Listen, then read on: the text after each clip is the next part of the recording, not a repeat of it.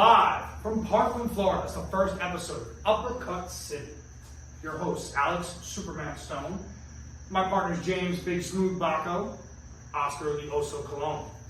So, obviously this is our first episode, guys. So let's tell a little about who we all are. Myself first, I'm Alex Stone, boxing journalist, historian, former fighter, current trainer, working with a lot of the guys down here in South Florida, along with this gentleman here. Big Smooth, James Baco from New York. Came down here about 6 years ago when I was 18. Current amateur boxer. Come back from a little injury, coming back slow and steady, but current amateur boxer. 6 fights, 4-2, and just trying to get it.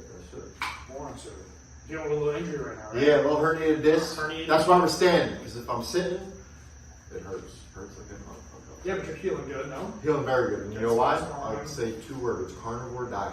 That's Carnivore diet. That's what I'm saying. Beef liver, eggs, bacon. That's it. Foods to heal. Yep. And Steak. I don't think either of us would be here without this gentleman. Oh, Oscar the Oso Cologne. Hello everyone. Ex-amateur, 21-0 with 1 disqualification. Had to punch somebody in the back because the ref wasn't helping me. 9-0 professionally with 6 knockouts. So here we are. Where did the name the Oso come from? Power. Power. I was young, and since I was little, I just had this power that didn't make sense for my size. So I remember I was in the ring with like a cruiserweight, and I was maybe 135 pounds. And when I got out of the ring, he gave me a big hug, and he was like, "Bro, you're like a fucking bear. Like you're like a little bear, like made of steel." And I was like, "Yeah." He was like, "You're like an oso, bro." And I was like, "Oso." Oso. What does Oso Oscar actually Oso. mean? It means bear. Oscar the bear. Yeah. So I kept it, and I always used it. Yeah. I can promise you don't want to get hit by this guy. No. No. I'm 240 pounds and goddamn hard of moving for sure. Yes, 100%. 100%. And what about you? Where'd Big Smooth come from? From this guy right here. Leo, legit, he was watching me spar one time, and what'd you say? You're like, he's big. Like that, big. Yeah, so I seen him. I think you were sparring with somebody a lot lighter than me, and he was trying to be fast. And what happened was you were moving side to side, and I think you like moved out of the way of a punch and dipped under and came back and were in front of him. And I'm like, wow, he's too big to be that small. And I was like, wait a minute, that's his name. I said, hey, you got a nickname? He said, no, I don't have a nickname. I said, yeah, you do. It's Big Smooth. Big Smooth. From that point on, right? Start ever since. 10%. 10% everything. So we all met, kind of clicked, hit it off, and we all have one common thing one thing in common. We love boxing. Yeah. Love sure. fighting, love training, love watching the The sport, art of it. talking about it, writing about it, and now we're making a show about it. So, and that's what this show's going to be. It's going to be a little bit of us, a little bit of current events, a little bit of our personal sides, but it's going to be raw, unfiltered boxing talk. Raw dog. Yeah, It's we're not just going to pull punches here. Right. It's our opinions. Try to have unbiased opinions, so don't take it personal. If you do, just stay out of arm's reach. You can say what you want, just don't walk We'll over do it. 2, 3. Yeah, it's fine. If you're offended by words in Dr. Seuss books, this is not going to be the show for you. No, for sure. So I think we're going to start off all of our podcasts with Recap City, a subdivision of Uppercut City. We're going to go through some of the biggest fights that happened this weekend and the most notable ones. So I'm going to kick it off. In this past weekend in Germany, in Gagny, France, 154-pound prospect Bakary Samari kept his undefeated record intact with a 10-round unanimous decision over Lucas Bastida for the vacant IBF Youth Super Welterweight title. The judges scored the bout 99-90 twice and 97-92. Are you guys familiar with Bakary Samari? For me, just a little bit of what you shown me. I didn't know about him prior to watch that fight.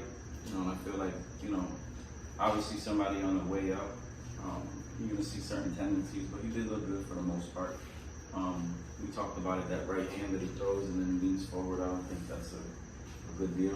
But, as you go from Europe or wherever he's at, you said France, right? To come to the United States, so I think it'll change, but look good for the most part. Big kid too. Yeah. Do you know anything about Bakary? Not fully familiar, but I looked at a couple highlights that I watched with you, and he looks like he's very fluid. He can move pretty well. And what was he going against? A guy with 20 fights? The gentleman who he was fighting at the time was 19-2-1. That was Not Lucas that bad. Bastida. No, not at all. Not for your Compared 11th to fight. seeing like 6-40, 2-80. people going against? You No, one thing, if you look at Bakari's record, he's definitely not taking the easy road so far. He may not have fought anywhere outside of France, but everyone he's challenging has been almost winning records for his last 5 or 6 fights already. That's respectable for sure. Yeah, especially with just a couple fights, right? Right, because you guys, we see the way it comes up. I mean, you were professional, you're turning pro soon. We know how it goes. When you're on the A side, you're being developed as a fighter. A lot of times, matchmakers aren't necessarily the best in the world. And they might put you up against a guy who's got 10 wins and 49 losses. And that guy's there to collect his paycheck. Just last week, I was watching the fight. I forgot the name. I gotta get the name for you. But he was 30. No, he was 40 and 34 with 32 knockouts. 40 and 34, that's a dangerous guy. That's like a gatekeeper. He lost 34 fights, won 40, and out of his 40 fights, he had 32 knockouts. But a guy like that serves a purpose in someone's development. You bring him, I'd say a guy like that, you probably bring him along around what, 15 and 0? No, he was fighting a Hawaiian guy that was maybe, I think he was 7 and 0. Okay. So it was pushing him to the limit. They did. He was awkward. He couldn't deal with it too much. I'll get the names next time, but for sure. So when you're bringing along a professional fighter, when do you know that it's time to step them up to a guy like that? When you're easily dispatching of the tomato cans? Yeah, I think you could. I think more so in sparring. You know the level of sparring, and then you can envision that level of sparring with smaller gloves and no headgear. What it would be like, Right. So when the level of sparring is too easy, and you think it was going to be hard, then you can kind of match that up with what he's going to face, and you can kind of see okay. Like somebody like Boots Ennis, right? Right. I mean, just no one that you're sparring with right now, I can imagine is pushing him to the limit. No. Because he's that good. So the only people that are left are Terrence Crawford, Errol Spence, right? These people. And maybe there's somebody upcoming that we don't know that's probably working. And I know there's a guy like Tank's camp. His name is Truck Simpson, I think it is. Truck. Is it Lorenzo Simpson? Is it? It might be. But I know his nickname is Truck, and he sparred with him. So I mean, when you start taking high level sparring and you can do what you want in there, I think you're ready. Well, it also doesn't serve your purpose too, I think, from what we've seen. Well, let's take an example for Edgar Berlanga, been battled lately. He came across in his first 15 fights or so were all knockouts that happened within the first couple rounds. And then they stepped him up in competition, and a few times I think people think he got away with a couple of gift decisions. Yeah. And now all of a sudden he was a free agent for a little bit, and they top rank cut ties with him. And it wasn't even that he was losing; it was just that he went from knocking everybody out because he was facing opponents that were clearly overmatched, to then fighting guys. Some of those guys tough and gritty, 8, 9 losses, but we're taking him the full distance into deep waters and exposing him. They didn't look that good either. Yeah, I think the problem with that is you start facing these opponents and you start believing that you're that person. I can hurt everybody. I'm hurting these people. I'm knocking them out. I can hurt anybody. And the minute you get exposed, you're not the boogeyman anymore. You're not the bully anymore. And now you got to rely on boxing to find the shot. And he hasn't been able to find it since. Since he got knocked down, he hasn't found that shot. It's true. It's tough. He's going to be going against, now that he's with the zone. Eddie Hearn is known for not making easy matchups with people. So he could be getting served up to 154-pound titles. Yeah, I mean, I think that he has to believe in his talent, the hard work. The hard work wasn't just the one shot; it was how he got there. And I'm sorry, I said 154 pounds. I meant 168 pounds. So I mean, if you put the pieces together and you follow that naturally, Eddie Hearn wants to make fights in house. All promoters do. So what's the likelihood? They're probably going to try to bring Berlanga along and then serve him up on a nice platter for Canelo to tear through like a buzzsaw. Yeah. There's a lot of people before that. I mean, he'd have to get through Charlo. We keep talking about Charlo at 168, but he's never even fought at 168. He fights at 160. Right. But his next move, obviously, because he's so big, is to move to 168. If you can get through Charlo, then you can see something. You can get through Andre. There's so many. I feel like Charlo, that should be the natural path. Those two, since they're both coming up from 160, probably, Berlanga doesn't beat Plant. No. No way. No, a lot of guys don't beat He Caleb might not Plant. beat Darrell, so. No, a lot of guys don't beat Caleb Plant. Yeah, so. Very, very interesting on that end of things. Then we move on to the next fight, but let's steer back onto course.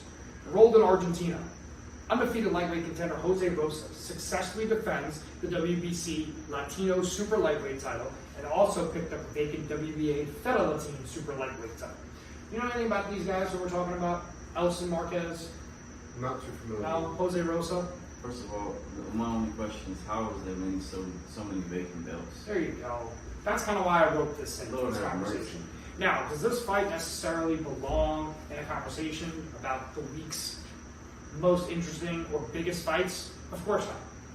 Both of these guys are a bit overblown in their records. They're relatively unknown. Rosas has never fought outside of Argentina. Yeah. And he's protected, but the point that I'm trying to make here is, and we can go through this, you can go through BoxRec, you can look at the results from this weekend. You know, there was like 7 or 8 world titles that changed hands this past weekend, but they were all secondary titles. The IBC, the CIF, things, federations you never heard of, belts that don't really mean anything. They only exist because people pay the fees for it. Yeah, and this is no shade on the fighter because they deserve whatever belts they earn, but it's on the sanctioning bodies. The idea that you would have these subsidiary belts is what I would call them. You know, when you have the big belts and only promoting the big belts, and then you have these isolated regions where you're like, hey, you can win a secondary IBC or whatever the belt name is, right? You're getting them excited for it. He's not going to put that belt up against the WBO or IBF. No, It won't. definitely not.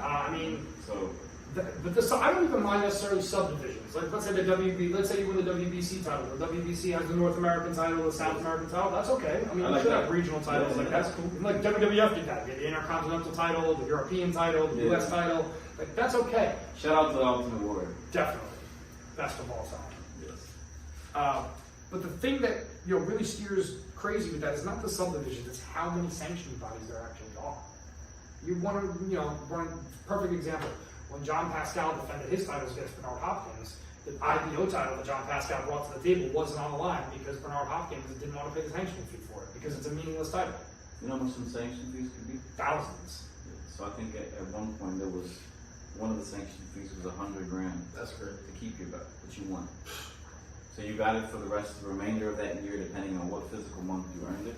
Then the following year you had to pay $100,000 to still be a champ. So we'll talk about it probably in a different episode. But what happens is, he relinquished his title at the scale because if you look at it closely, 2 months after that fight, they're gonna have to pay for it. So it makes sense to relinquish it, win it back, and start a new physical year and not pay for it. So there's a lot of things in between them. That, Loopholes. I'm not giving them $100,000 to be the champ. Like, I earned this the hard way. There's nothing harder than this, right? So, just my perspective. Well, I mean, you see a lot of times guys give up the belts because they don't mean anything. Josh Taylor gave up 3 of it out of his 4 undisputed titles, just to give Jack Catterall a rematch. Now he's not even fighting Jack Catterall. So it's funny the way things work out like that. But imagine, James, imagine you were a prospect coming home, which you will be soon. You get put in all the rankings, you get put in the WBA, WBC, IBF, WBO. Then you go and you win one of those titles, they pull you out of all the other rankings. All political. Gotta start the rat race all over. Shit. Right. And they do make exceptions, you can unify titles, but I think one of the biggest cancers in boxing, which I think something we'll explore in another episode, is the sanctioning bodies. Yeah, because if you fight in a region that they want you to fight, and then all of a sudden you stay in their rankings for a long time. He's not sanctioned here in the top 10, let's say with ESPN, but he's sanctioned over here, and he's still number 3. You've been number 3 for 10 months, a year and a half, and now you're getting your first shot. People are like, number 3, where? In reality, you're ranked number 30 probably in the world, but for that sanctioning body, you're number 3. Yeah, because maybe you picked up one of their subtitles and you've been paying their fees.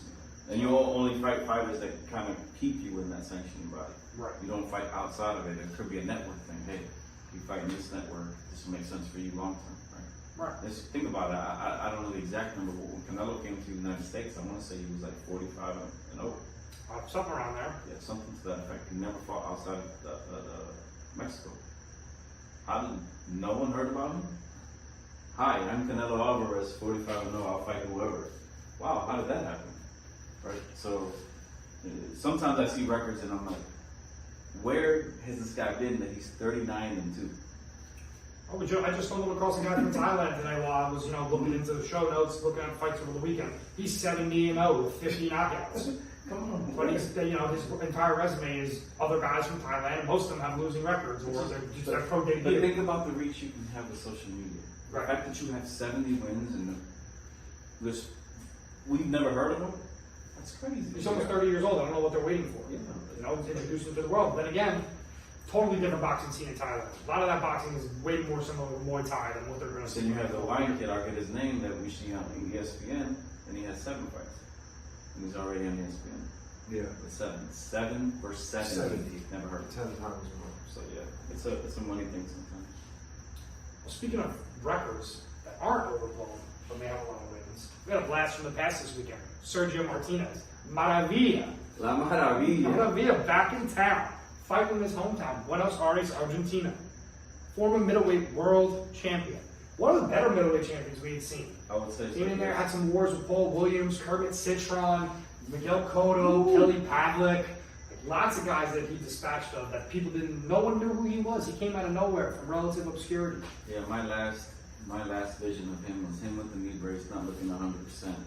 But Cole just putting and beating him round after round. Cotto stopped him like the 10th round of that fight. It was a So, slow beat down. so I was surprised that he took a 6-year hiatus, came back, and has been fighting since. And I believe he's 6-0 with 4 knockouts And he's 48. at the age of 48 years old. You see what he looked like? Yeah. And still fighting in the middle. You must not be checking for Yeah. different things in Mexican. Argentina, as far as steroids and I don't know. HGH. I don't know because He never looked that shredded to begin with. Yeah, that's what I'm saying. I don't want to speculate. If you're Anything. As 27 you get years older old. too, I know your body does change a bit. You used to get some more of that extra muscle into your body. He had an 8-pack on his back. We did. Well, you know what? We can't say much about what goes on in the sanctioning bodies of, Yep. of Argentina or Spain, Yeah. where he's had most of his fights recently. It is impressive, though, to see a lot of fighters come back later on in life and they fight 10, 20, 30 pounds past their best weights. James Toney, what was a heavyweight, still kick people's asses at heavyweight. You know, But, yeah, everyone. this game takes everything from. So the idea that you can come back at 48 years old, still make a living for yourself, still feel good. Hopefully he's healthy, he's safe. I take nothing away from him. It's admirable. I mean, he's 48, Triple G's 41. But there's levels, so you know when you can beat somebody. That's the fights that you can take. Don't step up and think, oh, I'm on a roll. I think. So you don't see a Sergio Martinez versus Triple G fight coming in the future, the two men in their 40s? At 50, Hell no. At 50, two. Hell no. Like he's 55 and G's 50. No, it's 48. No, I'm saying like 8 years they do it or No something. No, no, like that. Yeah.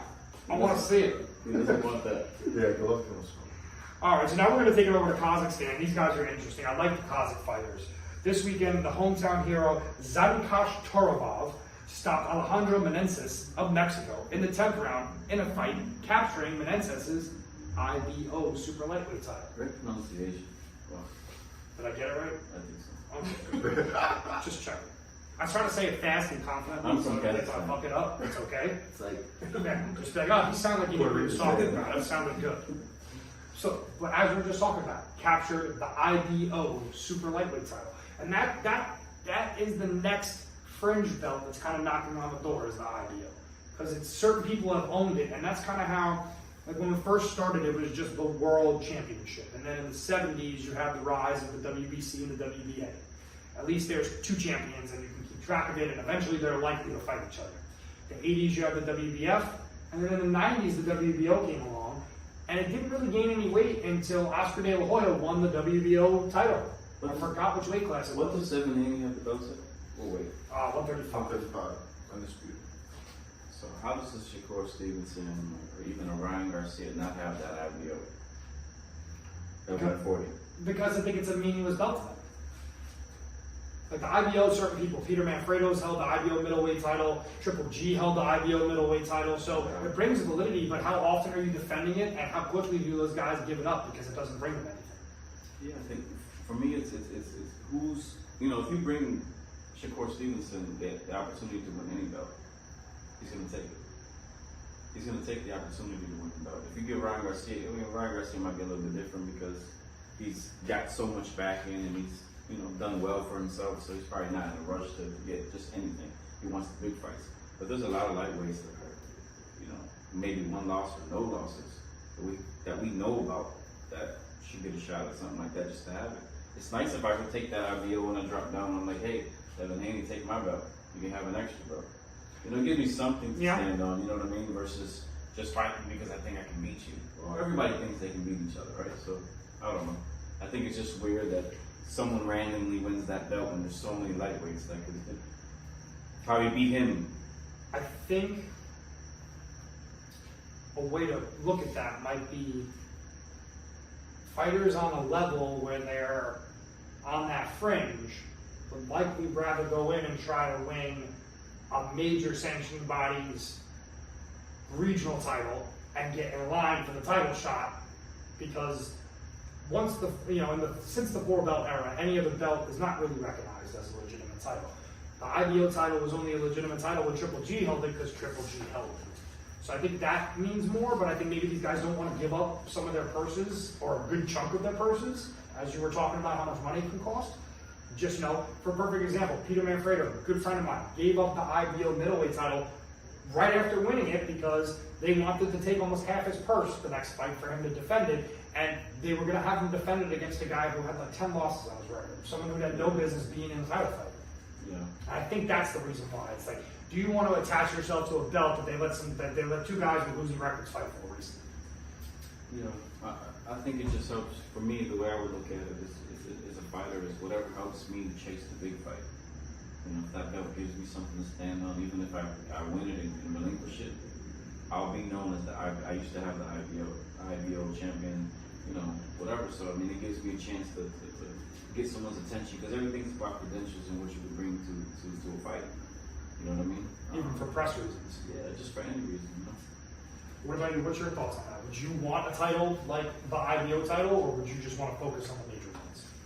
Honestly, I would take any title opportunity I could get. No matter if it was recognized as a big boy or not? I would just want to do it just to get that milestone, and then be even more ready for an actual milestone that is more meaningful, I guess. Okay. But if they're trying to get 100K right after the fight, it's a Hellcat. I'm relinquishing that shit. I think it's also like perspective in your path. Like if you think about it, I remember we were at the Golden Gloves, and one of our fighters that we were over there, he competed in the Golden Gloves, and they gave him a medal for competing in the Golden Gloves. He was looking at it like a participation medal. And I was like, I don't look at it that way. I was like, you need to keep that medal. He's like, why? I said, because you got in the ring and fought for it. It ain't, we just give them to the people in the crowd. We're giving them to the people that fought. If you have a bloody nose, busted lip, your teeth are loose, keep that. It's not the goal, but you fought in that. You earned that little piece of money. I was in a basketball tournament once with 4 guys, and we were in basketball. 2016, we came in 3rd place. One of my friends, he was going to go to the NBA and ended up breaking his leg. So, that path stopped for him. We got 3rd place. He left the bronze medal on the podium. I was the only one up there collecting my bronze medal because I earned that bronze medal. I'm 5'8". I want my medal. You know what I mean? I earned it. So that's what I was saying in perspective. His point is, give me all the belts that I can get until I can get to the big belt. Let me earn something. I don't know if you remember, but we were at my house hanging out, and you saw the Golden Glove medal in my room, and it was all covered in some mess, not really hanging. You're like, you gotta hang this. I was like, man, I lost. You're like, yeah, you participated. Yeah, it's true. I did. And now it's hanging on the wall. Yeah, it's the point that you were willing to go in there. And this is what people won't understand is when you cross them ropes, it's not nice. No. It's not nice. So like if you're willing to do that and you're heavyweight, so there's the shots you've taken and everything that you've been through, I think it's a culmination of that's mine. Yeah, it's not the end goal. You don't wear it around like I'm the champ. But you won that. You earned that. So that was my point. The big boy, you want the titles, huh? Yeah. Alright. Yeah. Speaking of big boys fought this weekend. Jarrell Big Baby Miller. Big Baby! And Thought he was banned from fighting. Lucas Brown, right? Lucas Brown, yes. Yeah. Travis Brown's brother, I believe, no? Yeah. Whoa. Travis Brown from UFC? No. The Brown brothers, they are both heavyweight fighters. Both ball, Yeah, tattoo, I right? think so, yeah. Yeah. He fought Lucas Brown this weekend in Dubai, which maybe that explains why he's able to circumvent his ban from boxing. So wait, was he fully banned for? So he What? was. So what Let's run happened? through that. Yeah. So what happened was, I think initially he got caught with substances. Let's call it steroids.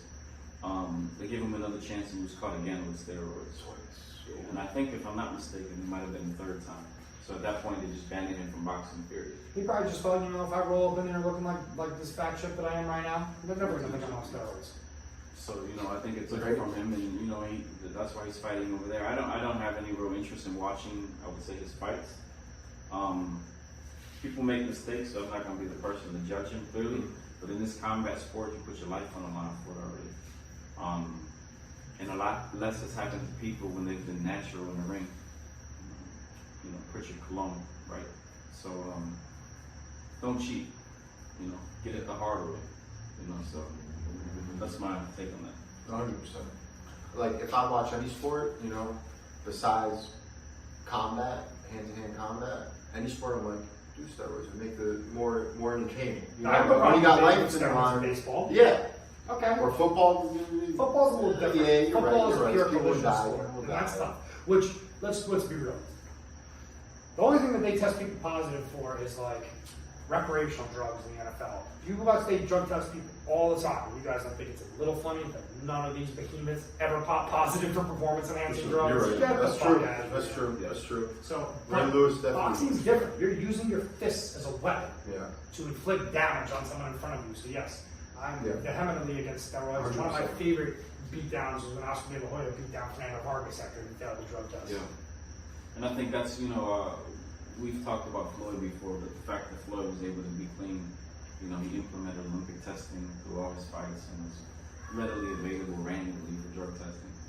He just earned it through, how he says, blood, sweat, and tears. I think it's a testament to just people's will. If you really want to do it, you fucking put your nose to the grinder, like they say, and just get it done. You don't have to cheat. Yeah. Well, cheater or not, Big Baby's back. He walked down Lucas Brown for 6 rounds until knocked him out. And to be honest, neither of them really looked that good.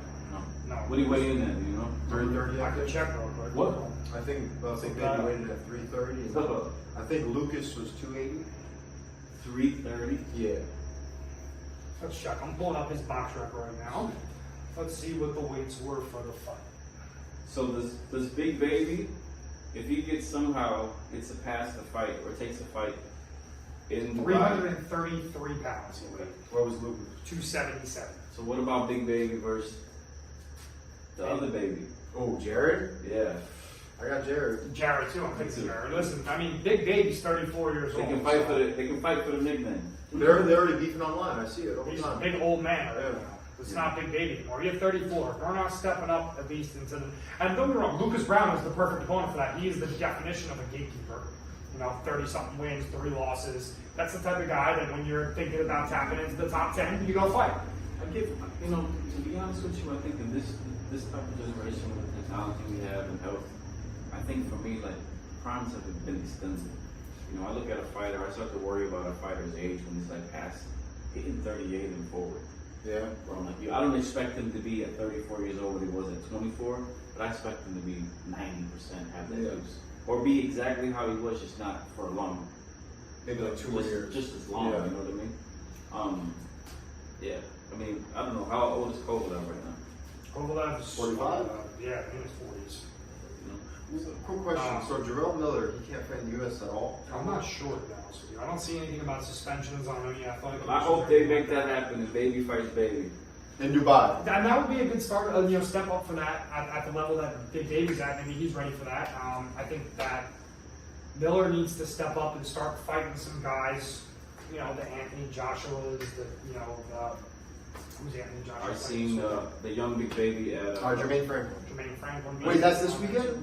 With Next Caleb? Next week, yeah. I was like, it ain't the same day as Caleb. I've seen the young Big Baby at the Hard Rock, and he's Jared? every bit of 6'4". He's 6'5". 6'4", 230. He's Like, every bit of it. Yeah. He's He's big, big dude. Yeah. I mean, let's see Big Baby fight Frank Sanchez or Jarrell Miller. versus- Frank Sanchez beat Big Baby's stablemate. I can't say his last name. Java. Yeah. Frank Sanchez beat. Yeah, he boxed his their head sta- off. Yeah. Yeah, and Absolutely they used to be boxed his stablemates. Yeah. Jerry Anderson. I just watched F.A. Java's last fight too. Who? F.A. Yeah. Java, Did yeah. you look? Yeah. It was good. The other guy fought to survive, and he got through the fight. It's tough because you see all that body and height and you want more from them. Well, there's a couple of guys who've been lurking in the heavyweight division for quite some time and are getting up there in age. I mean, Big Baby, we're talking Jarrell Miller now. He's 34 years old. He's been fighting since 2009. We're going on 14 years now, but we're into this. Like, they're 26 and 0. Are we doing it or we're not?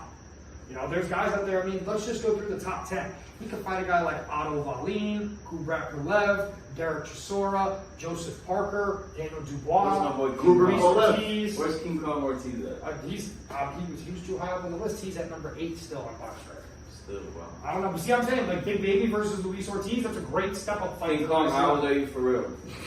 Tell me the truth. He's like El Duque. He's like, I think I'm 47. Tell me I'm the not truth. sure. I got 2 birthdays, so don't worry. We're the same. All right, any other good fights this weekend to talk about? Yes, we do. We got another Of course, ghost, baby. another Better be ghost of this. the past year. No, the ghost of the past, John Pascal came through. Okay. Canada was Pascal supposed to be did his that. I swan watched that. song fight. Yes. Ah man, he looked every bit of his age. My personal opinion, body looked great. Kind of looked sharp here and there, but yeah, I think it's time. I don't He's been at know. 175 for a long time. But what are you going to do there? You're going to fight Beagle? You're going to fight Beterbiev? No, Like those, please no, no. John. Sacrificial. And you know what? He probably could get that fight based on his name if he For wanted sure, to. I think so too. I think it's a big draw in Canada too. And Beterbiev lives in Canada. It would be massive. So outside of that, though, what's the next option? Go up to cruiserweight? He don't want to get cruiserweight. Those guys are too big. I think it's. I think. I don't want to say he's done. I'm not the one for that, but he didn't look like John. You know what I mean? He's never been super sharp to me. You know, so he didn't look like that, but he looked less sharp. If that's a thing than he usually is. So, I mean, yeah. you know, your strength will always be there, but eventually your speed and your reflexes start to go. And then when that happens, if you were never the sharpest one to begin with, it's a big problem. But even a guy like Roy Jones, who did things that you're not supposed to do all the time, the minute he lost it a little bit, it was over. I don't want to talk about Roy Jones. He's the best. Sensitive subject there. The very first punch that John Pascal threw was like 6 body jabs. Really? That's how you start the fight. So he's leaning over completely and shooting for the body and losing his step. And I'm like, wow. And he kind of looked like Holyfield. I mean, just the last fight that Oh, against Belfort? yeah, it's like you know, it I didn't don't look know if right. it's that bad. Yeah. When I John see, Pascal never was really great on his balance. He always kind of lost Yeah, his he kind balance. of looks. It's almost not even awkward. Like his legs are too stiff. You know what I mean? But yeah, great dude. I don't know what the future has for him. How you think? I coincide with you guys. He looked stuck in the mud a little You bit. remember Pascal from his prime? A little bit. What was he very fighting? early Not born on. He was 98. like he was big in the late 2000s, Yeah. early 2010s. Yeah. So he was like 3 years old. Yeah. He fought, but he had wars with Chad Dawson. He fought Bernard Hopkins a couple times, Sergey Kovalev But twice. he's always been that wing. Yeah. That big punches, you know, so he's still that. Like he was hoping to land this shot. And I think he landed it a couple times, but the young boy just, it wasn't the same. I mean, in the prime of his career, he was consistently a top 5 guy in every weight, in super middleweight and in light heavyweight. And I'd say even later on in his career, he hung around in like that top 10 status for a while. And that's off will and hard work to his body because he's no Chad Dawson. Chad Yeah. Dawson could fight. Yeah. He If beat I'm, Chad Dawson. if I'm comparing the two, it's not even close. Like Chad Dawson could fight. John Pascal, not so much fighting. So No. but you know, he's Physical made a gifts, career out of yeah, it. made it for work. sure. Yeah. Will of Iron. All right, well, there's one card that we haven't talked about this past weekend. That I think is the biggest one that we should spend a little time on. Jojo Diaz and Rosito Hesta. I guess we can start with the undercard of that real quick. No. Aaron- I want you to say what you said about JoJo. What? He showed up at 100 what? Oh, Jojo showed up at 100, I believe it was 137 pounds. Because And would you say how could you look what at 139? how can you look what? How can you look fat at Yeah, 139? I can look fat at 139. It's true enough. And I said it, he doesn't look great. He looks soft in the midsection. He looks slower in the ring. And he's a guy who doesn't really have, he's not known for being a vicious puncher. 100%. He's got fists made of feathers. So Yes. that's even more of a detriment at 135 to maybe suppose at 130 or 126, where he can be dominant. Yeah, which is a good thing that he fought another person that can't punch. Because they threw tons of punches at each other. The Filipino, I believe, is from the Philippines. They threw, I don't know how many punches they threw. They were clocking each other and then nothing was happening. It was the same 2 fighters fighting each other. I agree. He didn't look, the Philippine looked a little bit better at that weight, but Jojo didn't look like, he didn't look like himself. I mean, I think he's a 130 fighter. Tough. Because, was it Shakur that wiped the floor with him at 130? The Shakur is It's going up to 135. going to 140. He's skipping over 135? Really? Oh, okay. For real? Yeah. He's little, man. He's little for that weight. No, I didn't know that. I don't know. Why? You don't think he wants to get it on Haney? I think so. I think he could do it. I mean, it'd be 135, 140. I think he's pressing for 140 right now. But yeah, JoJo, I just don't see him fighting that anywhere close to 140. What did you think about the fight? Did you score it for JoJo or did you score it for Hesta? It was a split decision. I think that's a bit more. You know, a bit more. I think there were spots where in the beginning, like he gave away too many of the earlier rounds. He was taking too many punches first few rounds, and then kind of turned it on, turned it off. So, Did you watch the JoJo fight? I don't know. Last time I watched JoJo, it was I think Javier. It's only a couple months ago that he fought. For two? Didn't he fight JoJo for fought like a year like or 2 months ago. Yeah. You can come in. Sorry, we're gonna edit stuff. Yeah. all right. This is just the pilot. So So yeah, JoJo won 135, soft, not like it. But the only reason we got to see that fight was because Zerto, Roberto Ramirez, came in 12 pounds overweight for his fight with Gabriel Rosado, which is supposed to be the heavyweight fight. It was supposed to be the main event. 12 pounds, ladies and gentlemen. 12 Sounds like a pounds. good cheat day. That sounds like you had no intention of fighting. So let's do the math. Let's say he was a 130 fighter. He'd skip over from 130 to 135 to 140 to 147. He'd be 154, 160. He showed up 6-7 weight classes bigger than he was supposed to. Zerto? Yes. I mean, that's tough though, because in his world, Zerto's It's not, yeah. light heavyweight, Right. and the next jump is 25 pounds, so he's still in the next weight class. But But it just shows the that's what I total said. lack of respect. Yeah. If we're thinking, if I put that weight into a lower weight class, Lord have mercy. It's so many different weight classes above. Why do you think that happened? There's no way he didn't know either. That's what I'm saying. 12, maybe 4. Like, why not, if you know that you're that far off weight, why not just call the fight off? Or You catch can weight. advance or Well, but I whatever. mean, I think you're prepared at that point to give most of your purse up. So, you know, you're hoping that, hey, you know, I think, for me, I think that drastic is an injury. I think he was going through something. Because he was only able to lose, I think, another 4 pounds or 5 pounds. He showed up, It was 2 hours. still showed up at 7 pounds over. So I think to me, something else was Maybe a bad underlying. cut or something, right? Something was underlying. That's what I'm saying. Why not just cancel the fight? No, because he probably thought Rosado would take the extra money to fight him still. Rosato's a natural 154 pounder. I'm glad he didn't take that because he would have got hurt. Yeah, so like, you know, my objective, I think, if he thinks I can cancel the fight and get no money, or I'm gonna give him most of the money, I'm overweight, he'll take the fight and I'll still get something, and then it didn't go that way. And Rosado got money for it's not his fault. Definitely needed to. So you know, you Does gotta he say get paid like what he would have got paid if he was No. no. like half maybe? I don't know. No. Yeah, no, it's in the contract. Couple Obviously, of especially when it comes to weight. Weight is always something that is negotiated on a fight-by-fight basis. Is there a catch weight? Is there an allowance? You know, is there an allowance with penalty? Just imagine I'm coming in at 140, the fight's at 140, and they show 152. Crazy. How does that sound? Well, they would have did that to Juan Manuel Marquez. Paid the fine, said I'm not making weight, and beat the shit out of him. But he's never weighed more than 146. Who? Floyd. Floyd was like 152 in that fight. Marquez was we'd like have to check. 140. I don't think I ever seen Floyd over 147 point something. Yeah, Even when he fought Cotto. He was heavy in that Yeah. fight. But it's interesting. I don't know. I just, like I said, I feel like if you're Zerto and you're fighting a guy like Gabe Rosado, who you're probably going to beat, he's there for you to beat him. He's there to be a bounce back fight, but to give you a good fight, like he does with everybody. You should have a little more respect for that man. I think that lost fucking. But then again, like you said, in the ring, it's not nice. So, Yeah, Zerto was a bad boy, so. so where do we see Zerto next? If he's having that much trouble making, let's be real. Zerto smoked by Beevil, probably gets hurt against Beterbiev. So what do? You're gonna? I mean, I can see him at cruiserweight. Yard He's got the build. Yard? Anthony Yard. Get him against Anthony Yard. Yeah, I could see him, the gatekeeper, Kovalev, but Kovalev still snooping around with 75. I think they can make that happen. Something Right, like try that. to wait out Beterbiev retiring, maybe. Yeah, maybe he wasn't motivated for Rosado. Like, if you gave me the Rosado fight now, what would motivate me would be the money. It wouldn't be him. Yeah. You know, no shade on him. It's But just, not the chance to dominate and show that you're no, not because so better. many people have beat him. It doesn't. What does it say?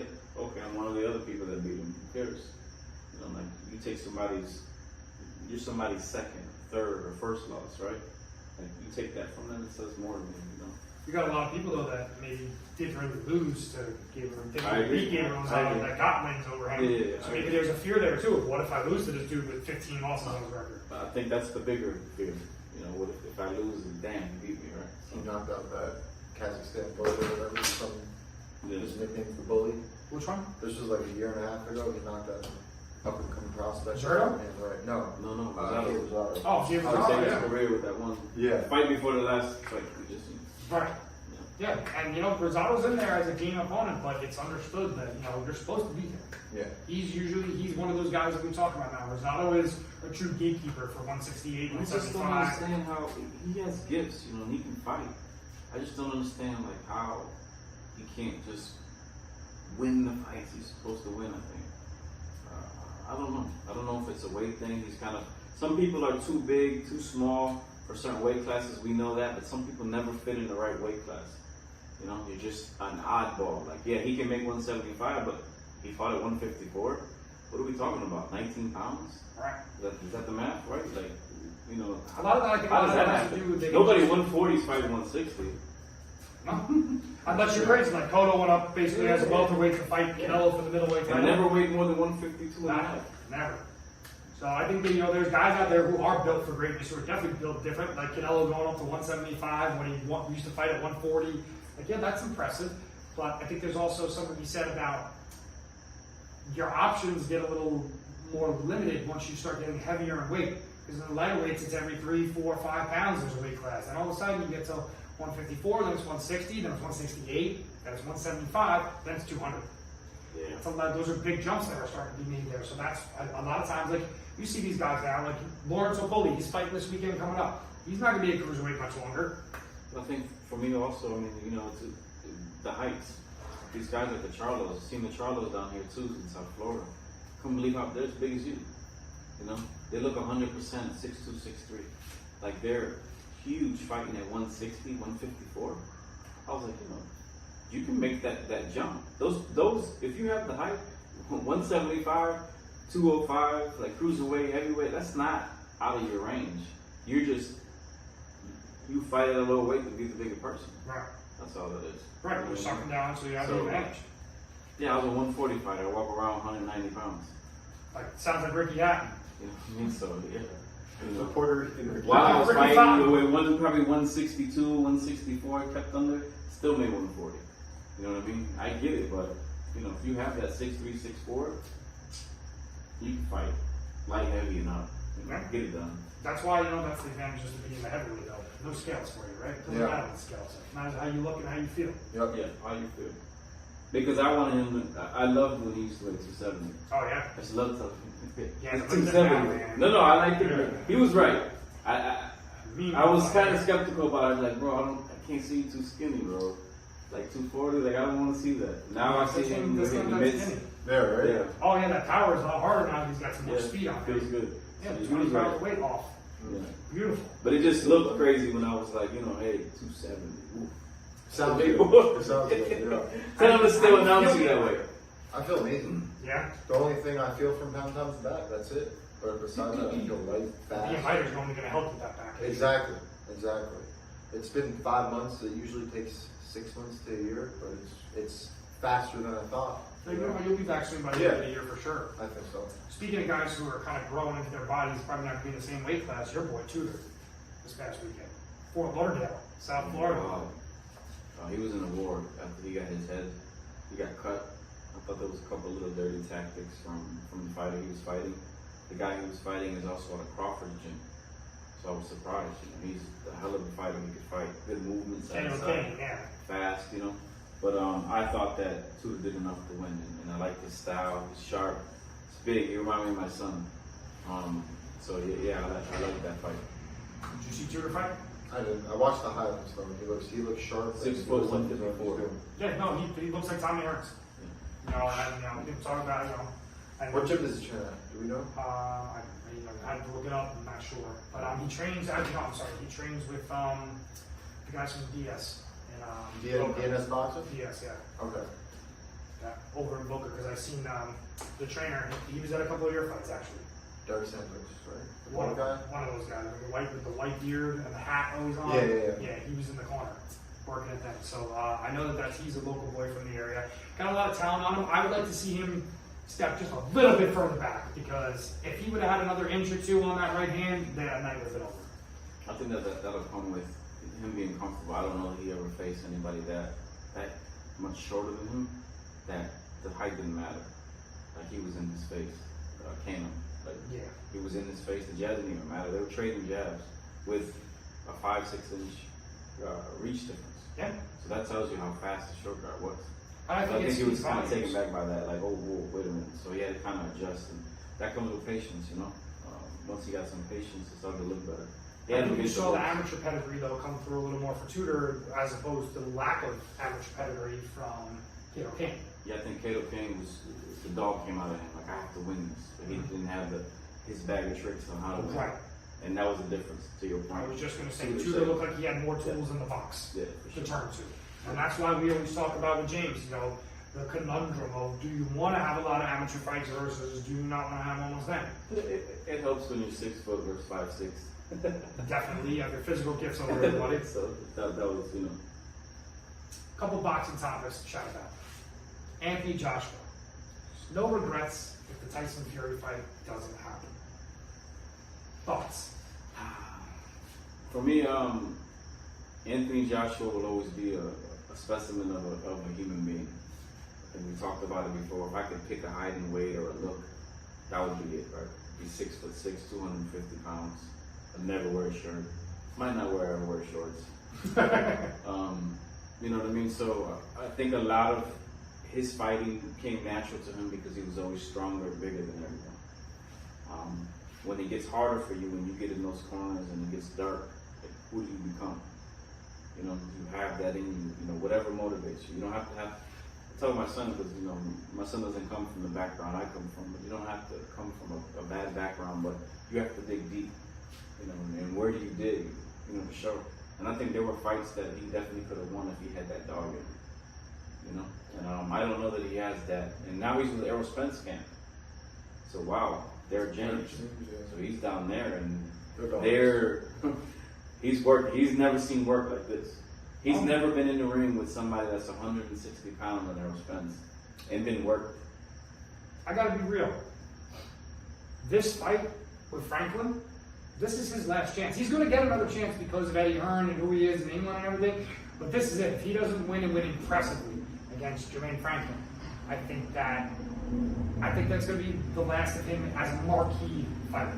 Yeah. I would still like to see him fight the likes of, you know, Derek Chisora, Pulev, some of Valim. I would like, there are matches out there, Deontay Wilder, a third fight with Andy Ruiz. Like, there's fights out there that make sense. Yeah, Big Smooth Baco. You know what I mean? So I think it's all on him. I think he has everything. I think that he's shown he has a good chin because he's gotten up from the shots that he's taken. And we're not talking about lightweights. We're talking about 270-pound men, big ass human beings, and he's gotten up from everything and still fought. But it's how bad you want it. You know what I mean?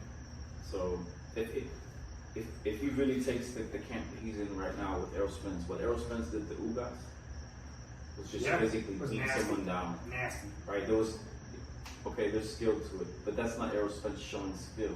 That's him showing, I'm stronger, I want it more. I'm gonna break your body down, I'm gonna break your face, I'm just gonna beat you. If he can implement some of that mentality into a fight that maybe he's getting out skilled on and just stands in front of him and says, beat me, I'm gonna fucking beat you. So that's a bad way. I mean, Ugas didn't do himself any favors by engaging in the exact style he believed of fight. The same thing. But he doesn't have that kind of power and that kind of strength. He never has. He's a Cuban boxer. Yeah. So, you know, Anthony Joshua in front of you that says, I don't care if I get knocked out. I'm going to use everything in my bag to knock you out. I'm still going to be safe, but I'm not thinking about the knockout. I'm trying to kill you. It's a scary man. We saw him turn a little bit into the rematch with Usyk. So I'm trying to corner him down. But unfortunately, you know, Usyk pulled out his bag of tricks, which was very, very in-depth from those 300 amateur fights he's had. And the minute that he started adjusting to what Anthony was doing, Anthony broke the plan. I still have a hard time believing that Usyk outboxed him like that. Twice. I just have a hard time believing that he couldn't cut the ring off, find him in the corner, and just beat him. You know, like that to me. Is Usyk that good, or is it Joshua missing something out? Because I think Usyk is amazing. I think he's really good, but I think it's also what Joshua lacks. You know what I mean? The only time I've seen Joshua turn the dog on for real, as we would say, is when he got knocked down from Klitschko and came back and got rid of Klitschko. that was the first time where I seen like, whoa, he really wants to fight. And if that was how he was gonna project his career, it's been amazing. You know, there's something that says, you know, when you get hit and you bite down your mouthpiece shit, sometimes you might almost swallow your mouthpiece. Or you get hit so hard. And you say, look, no, that's not gonna happen. And you bite down and you really want it. When's the last time you seen Joshua show that? Never. Like, He always Good thinks he shot. has a second thought. And if I'm 6'6", 6'7", 250, there's you need a bat. You're gonna need somebody. I'm not going nowhere. You're gonna have to knock me out cold because I'm getting rid of you with everything I have. There's no Usyk is skilled, yes, in range. On top of him, there's no reason that Joshua couldn't work him. yeah. I mean, and let's be real. You know? Usyk's no small guy. He's 6'3", Yeah. 230. He's a But big he's not dude, that guy. Joshua. No, no way. He's giving up 30 pounds to Joshua. You know, on the outside, yes. Joshua's muscle may get in his way too. He carries around a lot of density, and that Yeah. gets tired Yeah. very quickly. And that's, you know, maybe no fault of his own. Sometimes you can't change your physique. But I think here, I think that hopefully they trigger something in him. And he's had it before. Small spurt with the Klitschko. If he comes out and he's ready to destroy something, you know, Mike Tyson was never the biggest person. He was always the smallest person. But I don't think Anthony Joshua believes in himself like Mike Tyson believed in himself. I feel like you see the doubt. As soon as things start going wrong for Anthony, it seems like they break down very fast. I get goosebumps of thinking that somebody thinks that they're going to take advantage of me, and I have nowhere to go. And I have no way out. That they think that that's going to happen. No, I'm going to die. I'm going to fucking give you everything I have to get out of that situation. If that's not his mentality, then I'll just fight tomorrow. I'll live to fight another fight. Then you're doing the wrong thing. I mean, did they maybe bring him up in a little too much glory, you think, throughout his career? Too celebrated for someone that hadn't done much? Yeah, but he did so much over there. You know, Over so there? it's justified over there. You know what I mean? Which But goes that- back to that bubble, though. Yeah, when you but were that skating. translates to, you know, it's more the look. Anthony Joshua was here at the MGM. Anthony Joshua. Wow, this is Anthony Joshua. He's handsome, he's good looking, he's a Dolce Gabbana model, he's this, he's that. Oh, I remember Start when he believing it. stood next to Floyd Mayweather and people just kept coming up and ignoring Floyd. They They didn't even know who said, he was. "What?" They're like, hey, what's up, man? Anthony Joshua. You know what I mean? Like, Ah, how can you not? And he seems like a pretty respectful, humble guy, but how can you not? How can you not get so big at some point? You know what I mean? well, you're a big dude. You believe in yourself? What do you see when you look at Anthony Joshua? When you see his fights, when you see him in the corner, when you see him go through the adversity, what do you see? I think there's like a second thought in the back of his head that just is like a roadblock. And he just doesn't let it all go. I Have you think it's experienced that before? definitely, for sure, yeah, sparring. But it's just once you do it more and you let go of it and you unleash it and you don't hold back and you're comfortable with that, with getting possibly knocked out, it's a little bit easier, for sure. But I think he just has like a second thought in his head that's holding him back. It just looks Heavyweight like- boxing is there's no But focus it's on the belts. yeah, exactly. And And the it's idea is, terrifying too, you know. and the idea is not to, you know, when I say something to the fact like you go and give it everything you have, it doesn't mean throw your game plan or throw your technique out the window. It just means your will. Like the will that you have and the technique that you have and your preparation is what you're going to go to. And you're going to go to it until it doesn't work. And you just keep trying and trying and trying. It's not just put my head down and just swing for the fences. No, like, you're going to get hurt. But that grit, that no, I'm not going to lose, bro. I can't lose, you know? And if you never had, you know, just so many different scenarios, you know? But he needs that. That's all I think he's ever needed is that. Do you think it's too late to get it? No. Because he showed quick flashes of it. Because So he gave it's up there. a Klitschko. You know, he got knocked down. Yeah. Embarrassed in front of his people. And the stadium was, I don't know, 70,000 people, I think it was. And he said, no, this is not going to happen to me today. Got up, said, all right, stuck to his game plan. Was even more tired and took a beating after he was getting battered. Then came back and said, no. Regathered himself, bit down on his mouthpiece and got rid of Klitschko. So he has the ability of doing it, but the fact that he didn't chase Usyk down, the fight's easy for me. You can't beat Usyk in the center of the ring. He's a more skilled boxer than you. Yeah. You have to beat him every time you get a chance against the ropes, the corners. Anytime he thinks he's bigger than you, what do I tell you, Smooth? When somebody fights, you fight somebody that don't belong with you. Yeah, we're not. Get him out of there. Get rid of him. Right. Get rid of them. There's no reason that they should be in there. There's no reason that a lightweight should be in the middle of the center of the ring with you thinking, or got you on the ropes and think, oh, I could bang this guy to the body and get rid of him. It should not happen. No. And it never happened. He never said, fuck that. Grabbed him, held him, took shots. Look how mean Gervonta Tank Davis is. Yep. Some people have it, some people don't. Some people need to be tapped into.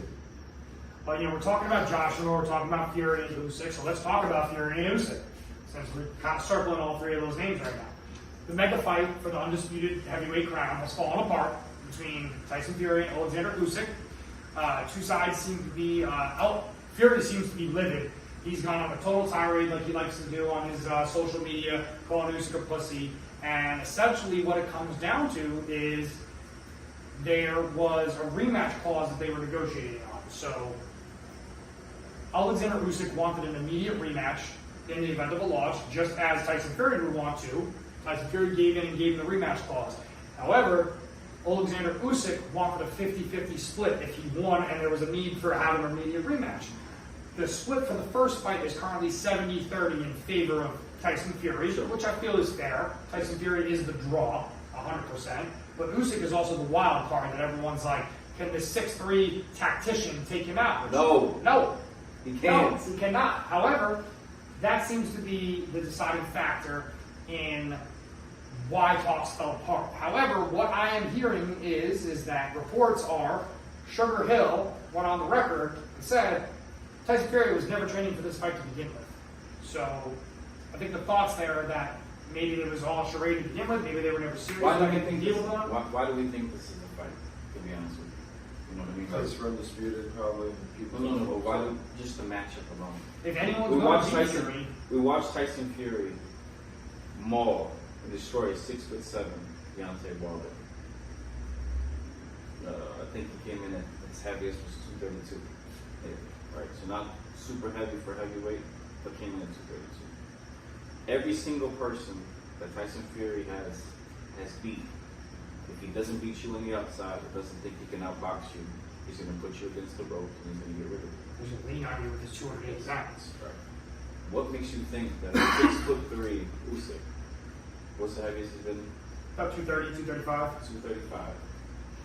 Is going to be able to outbox Fury in the center of the ring from so far, giving up 7-8 inches in reach, and then take him against the ropes and beat him on the rope too? I think he's got a better chance to beat Tyson Fury than anyone else in the top 10. My only reasoning is... I'm not saying that he's going to, or that it's going to be that close of a fight. I just think that with his physical gifts and the way that he can move and create awkward angles, and the southpaw style will give Fury some trouble until Fury figures it out. Has Fury fought a southpaw? I'm sure he's fought southpaws. I'm not Recently? going to get into that, but That's what I think. That's the only... yeah. That's the only... Yeah, southpaw's always annoying. Exactly. That's the only thing I can think of. Fury got floored by Brown with a fucking looping right with the light heavyweight. He came in at 215. Mm-hmm. Floored him. I thought this was when Fury had hair. Oh yeah, he was clean Oh my cut, still in God. good shape too. He was pretty skinny. Shook back that then. off and got up, right? Usyk doesn't have the power that Brown has, and damn sure doesn't have the power that Wilder has. He can't beat him. There's nothing that this guy's going to do that can beat. I just don't see how it works out for him. I think a fight, depending on what Joshua shows up, physical to physical boxing, that's a good fight, I think. All right, so Usyk's 6'3", 230. He's 6'3", 240. What do you think about Usyk's chances against the heavyweight kingpin? I mean, I get it. You know, he's got 3 of the 4 belts, but he beat Anthony Joshua for those belts, which is impressive. He beat a guy he should have probably beaten twice. 100%. And I don't know how y'all feel, but I think that both fights being ruled split decisions are shameful to Usyk and the job that he did. So add 3 more inches to Anthony Joshua. Right. And 40 more pounds. And you're still way better boxer too. So, And faster. And can move. Faster. He could be across the ring in a second. That's an anomaly, bro. He The looks only like way this. is to know the distance. He looks like this. yeah. So what do you do if And he Usyk moves like a asks for lightweight. smaller ring? He asks for a 16-foot ring? Like, No, if I'm Usyk, I ask for the biggest ring there right, is. 20, 20. 22, Yeah. 24. Whatever you have, because I don't want him. I just don't see Usyk beating him. I'm sorry. And the rings can go up to like 24 feet. That's the largest they can be, right? And that's a massive ring. I just don't see how it works. Decision. That's it. If he wins a decision, I just don't And- think he can outbox him because I you know can't hurt him. it's like. If you can't hurt him, how are you gonna keep Tyson off you? But look at Floyd. He can't hurt some people. No. This is different. These boys are maybe 5-6 pounds of difference when they're getting in the ring. Yeah, I mean, 40. We're talking 30. 50 pounds. Yeah. It's different. Yeah. You know what I mean? It's only if it's a decision. That's it, and a unanimous decision, not a split. If he smokes him like 9-3, I think it's not even close, bro. I give it 10 to 2 rounds. I don't know if If it goes 12. I'm saying I think it's going to be a more entertaining or difficult fight maybe than Usyk's been used to because of the weird size difference and the movement. And I think for a while it lasts, it'll be impressive, but I do think Usyk will get stopped by Tyson Fury. It's only by sheer weight or just getting tired. But I don't know. I've also seen Usyk do some amazing things. His fight against Tony Bellew, whoo, what a knockout that was. So I mean, there is some power there, and he's brought it up to heavyweight with him, which I don't think he was done. Yeah, but Bellevue is a cruiserweight, not even a real heavyweight. But if you have power at 200, you have power at 230. Power's power. Not for 280. You know what I'm saying? You don't got Tyson Fury's power. I'm saying, but so does Deontay Wilder's power at 230 come from his height? I mean, is that Maybe. That's got gifted though. Right. It doesn't make any sense either. Deontay Wilder knocked out Ortiz in weight 217. yeah, it's true.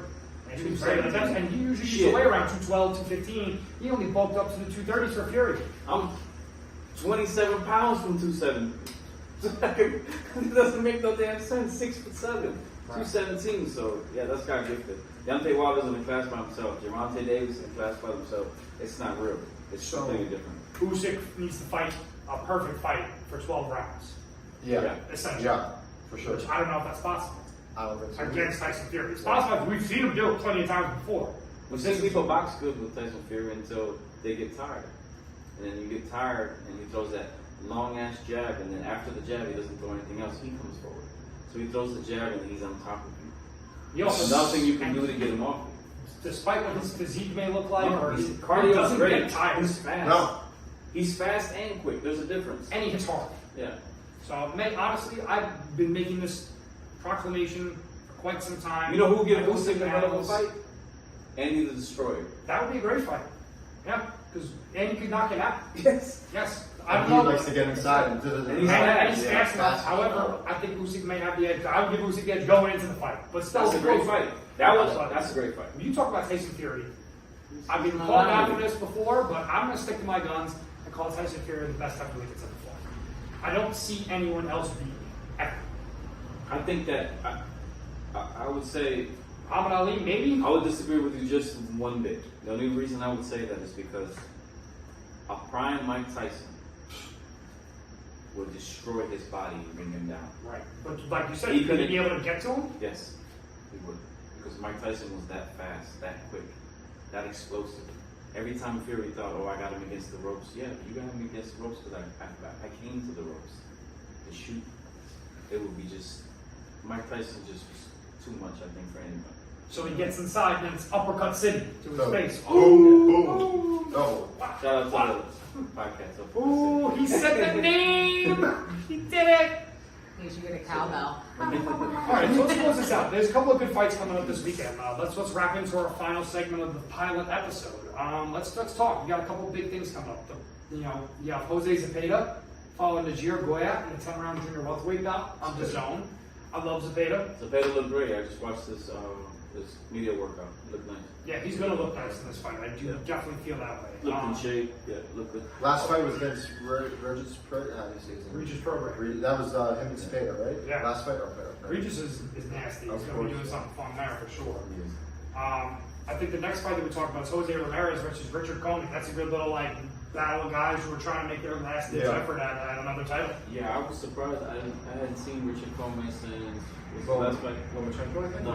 No, he had another fight past Lomachenko. I forgot what it was. But and he didn't look that great. No, he didn't. He looked okay. He won a decision that was way harder than it should have been. Yes, I agree.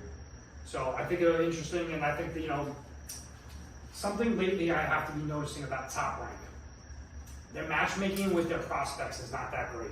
And they put it on, maybe it's because they put it on regular ESPN before the ESPN Plus fights. But for example, you're going to see Edgar Berlanga walk into some hard fights now with Eddie Hearn. And you, for example, you know, you see Jarrell Miller or Big Baby Anderson, they're fighting hard, tough guys now all of a sudden, and they're starting to step up.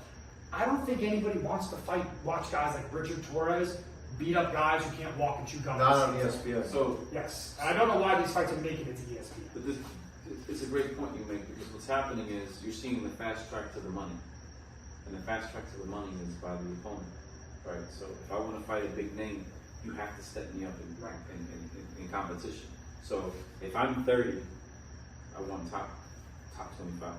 I'm 25, I want top 20. Shit, if I can get top 15, show me, right? That way I can skip a couple fights to get to the big money. Because right now everybody is seeing, you know, I think it was, I was reading, and I think Caleb and Canelo. So Caleb got 10 million plus whatever he got for promotional pay-per-view wise. Right. Canelo was at 30. Okay. Right. So 30 and 10. So some people are getting 150,000, 200K. So if you can put me against somebody for 200K that'll show me or show you that I can fight a high level opponent for $1.5 million, do it today. Right. So, you know, yeah, I think it comes with the opponents. And then you start seeing who's the truth. You don't have to wait. Berlanga's about to find out who he is. I don't know who he'll put him against, so we're going to find out. I mean, but I shout out to Eddie Hearn. I think that he is a pioneer in the sense that he is one of the mainstream promoters. He's probably one of the top 3 biggest promoters in boxing right now. You got to give it to BBC, Top Rank, and Metro. They're the 3 biggest. And him and Al Heyman, both of them, the cards that those guys put together. Sometimes I look at the card and I'm like, who the fuck is this guy? But then I watch him and I'm like, damn, I'm glad they put this guy on the card. Whereas, like, you know, lately I've been watching some of the top ranked cards, and unfortunately, you know, watching guys like Xander Zayas just starting to step up competition. But you're seeing these undefeated prospects, whereas like Eric Tudor at 7-0 fought another guy who's 7-0, and these guys beat the shit out of each other, and it was a great fight. Wow, you just made a fight. Yeah. You didn't even know. You just made a fight. Tudor versus Zayas. That's a great fight right there. Wow. I don't know if Tudor's ready for Zayas though. Wow. I would like to see maybe Zayas versus Duarte, who we saw on the Yeah. I'm Duarte's ready to be picked. He has the same name as me, but I'm not a Duarte necessarily a skills fan. I didn't see too much from him. I can tell he hits hard because he wants to hit hard. It's not something that comes natural. He's trying to. He's biting down and he's swinging for the fences. But Look a little bit like Castano. I would say Castano's a little bit more polished though. Right, but he's only 10 fights in now, you know? Yeah. Duarte? Oscar didn't show me like no boxing. Right. Like, it was kind of like. But could that be maybe because he knew that he didn't have to with his opponent? Maybe. He fought Alex Yeah. Storm, right? Yeah, maybe. But that right hook was on go for the other fighter. Yeah. He just didn't have the power there.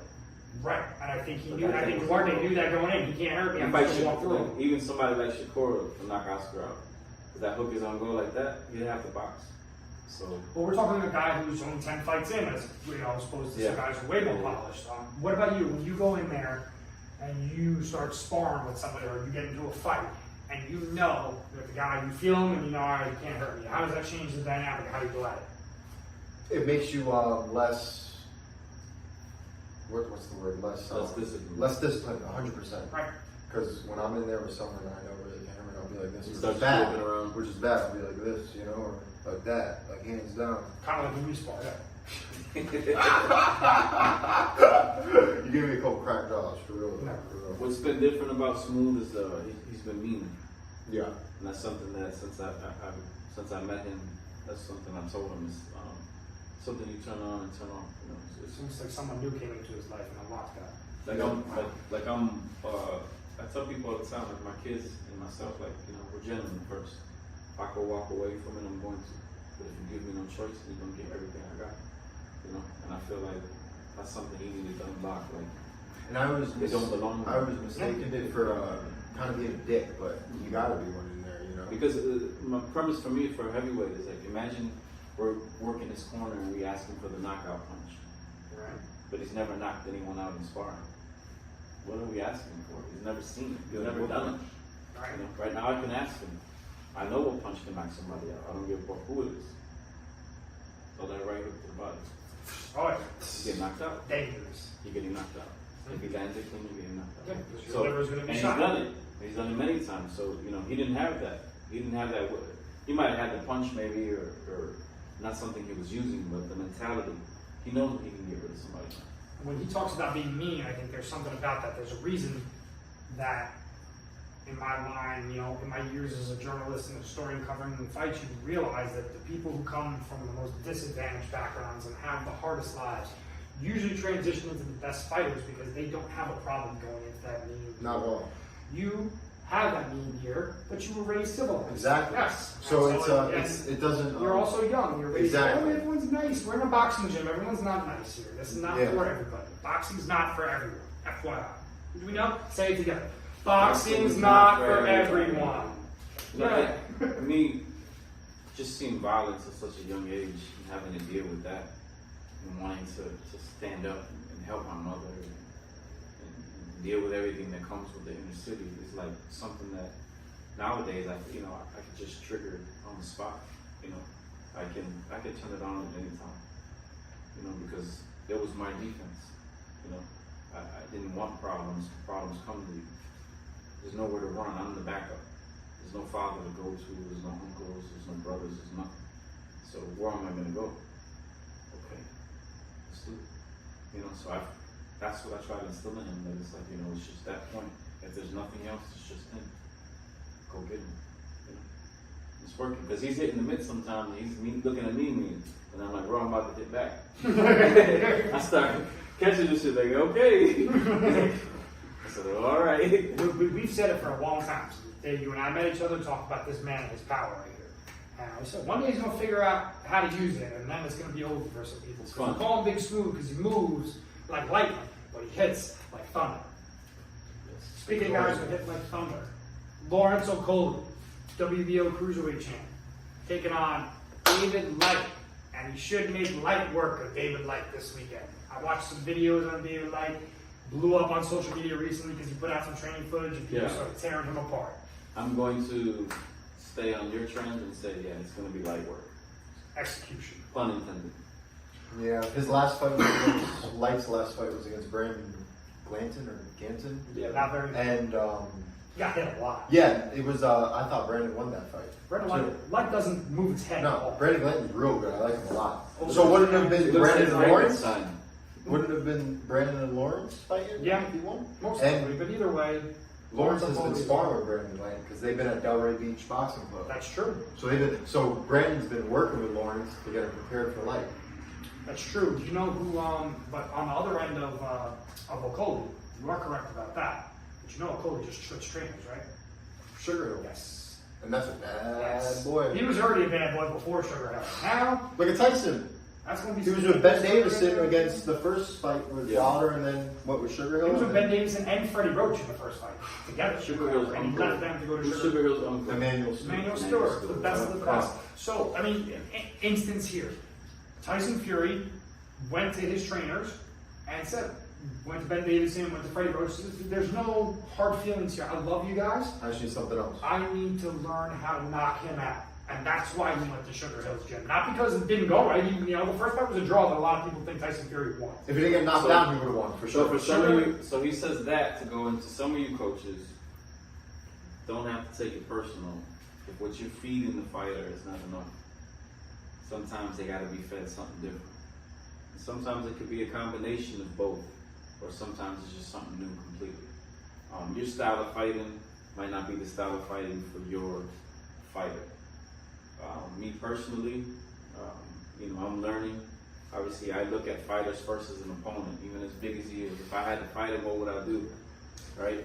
And then from that point on is what does he do well? Maximize that. Give him tips on his natural movement. Don't change who they are. Don't change everything about them to fit your style. Your style might not work. You might not be as athletic. You might not be as powerful, or vice versa. They might not be as powerful. They might not be as athletic. So I think it's just, everybody's different, but as long as it's good business, it's good business. It should be kept that way. Fantastic. No, it's good. Every once in a while you need to switch it up. You need to learn. That's how you get the tools in the toolbox. Your first trainer isn't always going to be your last trainer. Maybe you go back to that guy being your trainer at some point too. Sometimes you leave and you go get other things in your toolbox, and then you bring that box back to your man. Maybe you guys get along better in the ring. Maybe he talks to you better. Maybe he understands you better. I know for me, I like when people are fucking nasty to me when I'm in the ring and I'm, you know, in the corner. I like, you know, Kathy Collins used to train me, former women's champion, undisputed champion, and her husband too. And her husband Frankie was always super calm, super nice in the ring. And it was cool, but the skills that he taught me were what I appreciated with him. But when it came time to me being in the fight, I want Kathy talking to me in the ring. What the fuck are you doing?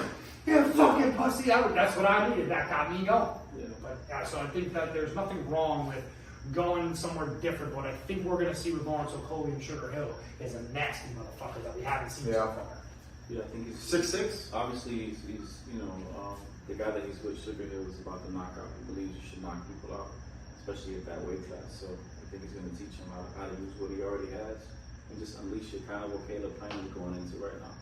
You know, his last fight with Darrell, it's not a punch that he's never thrown before. He's been throwing that. It's just he was standing there. He wasn't moving after the punch. He wanted to land that punch and decide what he wanted to do. He sat on it. You know what I mean? Sometimes it takes people to trigger that. You know, I didn't understand Stacey McKinley in the beginning. I was kind of overwhelmed with it. You know, oh, here's your training. You know, okay. So I'm in Dallas and I'm taking instruction, and I'm like, I don't really like it. I don't like this instruction. You know. So it took me a little while to understand what was going on and the difference in views and people. And I'm a quiet person. You know, I'm pretty mellow. You know, unless I don't have to be. You know what I mean? So a lot of the yelling, a lot of the screaming and like that, you know, this just makes me want to fight. I don't really, you know, I'm not understanding shit. Just, okay, I have to fight. You know what I mean? Which is different. Some people, like, you could deal with the yelling. Like, I can't. Not during the fight, in the corner. Once you get in there, like, if my ass, like, that's how I, you know, and there were other times too, maybe I need to be talked to a little more gently if I got rocked or something like that. You know, but I think that's a part of finding who you are as a fighter. And like you said, like I've been in gyms before, I didn't like the way that they coached, but I picked up a lot of good things along the way once I just dealt with it. You know, I think the idea is too, like, I don't know everything, you know. And if you go in somewhere thinking you know everything, then you're already at a disadvantage. Right. You know what I mean? The idea that you can't take advice or take criticism. If you can't take criticism, you can't fight. You can't do anything if you can't take criticism. Because if you look at the internet trolls and internet warriors on you know, somebody like Tank's page, somebody like Shakur's page or Floyd, everyone thinks they can beat them up. Imagine knocking Santa Cruz's head off and almost killing him in the corner in front of his father. And there's a million internet trolls that say, I think I could beat him. I think they're wrong. So shut up, please. You don't have 20 seconds in them. You know what I mean? And being able to take that in and saying, let me move on with my day. Go to the mall and sign out. Right. You know, like, these people, you know, sometimes it's just crazy to me. So, you know, I look at life differently. You know, I don't take any day for granted. I appreciate the good and the bad, and I stand on anything I say, and then, you know, I'm here. So, you know, that's maybe the fighter in me, but it's just who I am as a person, you know what I mean? Right. And going back to Anthony Joshua, if he stands on something that he believes in, I don't think he could lose. No. But Anthony Joshua's got that frame, like you talk about, that power. And we talk about Okolie's frame. That's a big, big motherfucker who's probably not going to stay cruiserweight for much longer. So, here's the question. Do you think Okolie sticks around long enough to capture all of the cruiserweight belts? Or do you think he moves up to heavyweight? I think he moves to heavyweight. I don't think he could beat Badu Jack. After what I just saw Badu Jack do this past weekend, Badu Jack can fight. Yeah, he can fight. He just took out Makabu like it was easy work, fight. man. He took him down systematically. Yeah. You see Is that? he still with Floyd's camp? He's still team Badu Jack? I Yeah. don't believe so. I didn't see none of that going on in his last fight. He looks way thicker than Lawrence. So Lawrence is like tall and kind of. But Lawrence Okolie as a heavyweight, that's 6'6", that's a big dude. I think It's that like Deontay. He has the same frame. I think if he times it right, I think that he's gonna make that jump. But I would love to see like an Okolie versus Tyson Fury, because at least the dimensions make sense in my head. Yeah, I would love to see Tyson Fury, and it depends on what Anthony Joshua shows up. How hard do you think it is for Okolie making weight right now? Like, what do you think when he grows into heavyweight, how big do you really think he's going to be? 240, 250? Easy.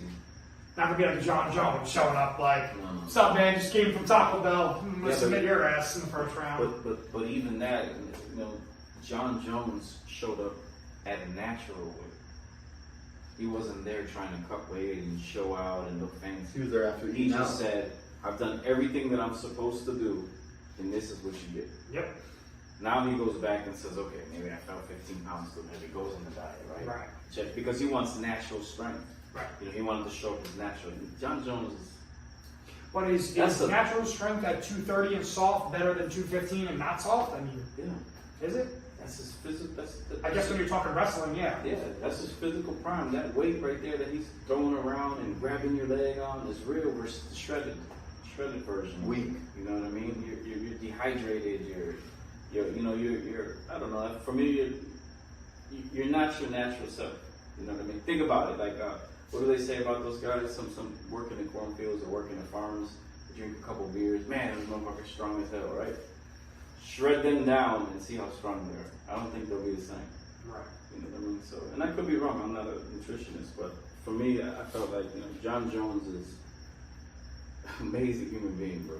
He's been through so much. Shout out to Rumble Johnson. Rest in peace. He was my favorite. He was my favorite. Yes, fighter he ever. was. He was awesome. Favorite UFC fighter ever. He looked like a cool combination of like Anderson Silva and John Jones. And he was damn sure scary. Yeah. Oh my Hardest hitter in the UFC. He knocked And out I seen Glover him- Teixeira in like 30 seconds. Like, Yeah. Glover Teixeira is one of the best. Prime 205, Anderson Silva versus John Jones. Prime and prime. Prime Jones. versus prime. Jones. I'm going Silva. Jones. Yeah, that's hard for me. 50-50. I'm he going wrestled. Silva on the same basis that almost like the T.O. Randy Moss comparison.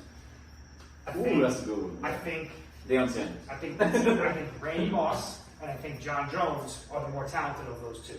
However, if I'm picking it one-on-one, I'm picking T.O. and I'm picking Anderson Silva because of the work ethic and the discipline. I think that's tough for me. I think I got Jones. his physical advantages of Jones is just so much. He showed up and I didn't know he was going to be bigger than Zergon. Oh, He's legit 6'4", 6'5", John Jones. I And was he's a like, big dude, oh 6'4", yeah. shit. Like, that was crazy to me. So, yeah, that's a great fight. But let's talk about The big one. the good Big one coming up this weekend. Uppercut City. It's going to be David Benavidez versus Caleb Plant. No title on the line, but who gives a shit? It's way better than any bullshit title. Right. This is what boxing is about, making the best fights possible. And that's why I say shout out to the PBC. I'm going to let you guys go first, and I'm going to go. David Benavidez Sr. Jose. Smooth. Bring us Jose, in who's first. his name? Jose? Jose Benavidez. Shut the Okay. Benavidez. Okay. Before round 6. Okay. Before round 6. Before round 6. Method? He only got one style. He ain't No, gonna knock him out. are we picking a bunch? Yeah. Are we picking a bunch? Is it gonna be our namesake? You know what I think it's going to be? I think it's going to be a left hook to the uppercut. Out. Fast as fuck. Fast as fuck. And it's going to be set up with that fast ass jab he's got.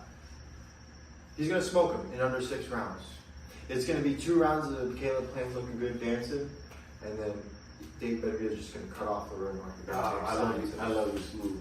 I think But I want to punch you in the I think obviously early on Benavidez is the fight favors him. Mhm. I think the longer the fight goes, the fight favors Caleb Plant. Mhm. And I think people sleep on Caleb Plant's power. Mhm. And I think he's gonna outbox him, possibly a late stoppage.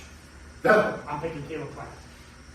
Caleb Plant. Okay. I got my Revenge Tour shirt upstairs. I'm going to be wearing it. I think that Benavidez' amateur style of trying to maul somebody with the level of skill that Caleb Plant has won't work. I think Caleb Plant gets hurt. I think he has to dig deep. He might even get dropped. But I believe he wins by knockout. Oh my I'm god. saying late stoppage I think or he wins by unanimous knockout. decision. Because if you're coming forward like a zombie, Which you is got kinda somebody what- that can step back and look. I mean, Caleb Plant's a sniper. Yeah. listen, Beautiful David boxer. Benavidez gets in the Beautiful ring boxer.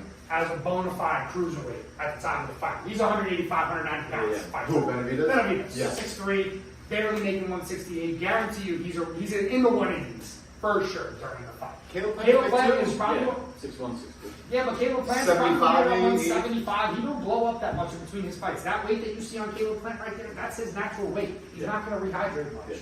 So I think that's an interesting factor that goes towards it. And yes, this is why this fight is so awesome, because even though I'm picking Plant, you're picking Benavidez, this fight is that much of a pick. We can all agree that it's a great pick. fucking fight. Yes. It could go either If way. Benavidez lands, it might be over real quick, real Yeah. quick. But based on the body of work I've seen recently, I love Benavidez. But just kind of like, who was the guy that we watched Benavidez fight that he fucking tore through like a buzzsaw? Davis, Cameron Davis? No, he was a blown up 154 pounder. Lemieux. David Lemieux. Shout out to Lemieux. Yeah, shout out to That's Lemieux my for guy, having bro. balls the size of grapefruits, man. Right. At the You're same about as time- big as me, Lemieux. Stop it. That's what I'm saying, man. 154 pounds, like that's not what's going to be in front of Caleb Plant. You're right. You know, this it's time. in front of David. I'm sorry, that's not what's going to be in front of David Benavidez. That's true. This time. It's Was that very David's last fight? Lemieux or Yeah. Cameron Davis? No, Lemieux was his last fight. Damn. I mean, we haven't Yeah. seen him since, and he tore through both those guys, like as he should have. So I think there's much different. We're talking about a guy who was barely a true 160 I'm pound. so excited. Can't sleep. I'm like this. Yeah. So you're thinking knockout, early, Yo. mid, late. I think middle. Mid to late. The reason I say that is because I think that, you know, once you get past the first 3 rounds of Benavidez storming you, and if you can go through those, I also would say that I wouldn't be surprised if he mauls Caleb Plant first couple rounds, and that's why I said there's a chance that he gets hurt. You know, I don't see David Benavidez shooting like Canelo does, or like a Leo Santa Cruz versus Tank. Those type of shots. I don't see that happen. I think it's accumulation, you know, of punches, and I think that Caleb won't be there for you to let off 6 shots. No, He won't. no, And you have to. He's gonna fire back. Look what he did to Ustaki. Nobody thought he was gonna win that fight. no. No way. Knocked him down twice. Those And are he good took a beating. Those are good knockdowns. And let's also be real. Caleb Plant got caught at the end of a fight with Canelo Alvarez, but those first 10 rounds, Caleb Plant was up on scorecards. It was that. It was a good fight. And Caleb Plant fought Canelo, scared the whole fight. From my Yeah. If you look at him, he wasn't taking any chances. He was just shooting from his distance and taking it. Because And he got caught that's what he with knew. Canelo. Yeah, that's what he knew that I could do more. That's why he's so anxious to get the fight again, because he knows he can do more. He could have done more. So, and that's my opinion. But yeah, it's scary. All right, so that fight's coming up. Showtime pay-per-view this weekend. Guys, I think this was an awesome first episode. Hope you all enjoyed. If you did, click that like and subscribe button. Follow us. We'll be here every week. Hit it. And for everyone, Alex Superman Stone, James Big Spoon Flacco, Oscar Dioso Colon, and this is Uppercut. Uppercut.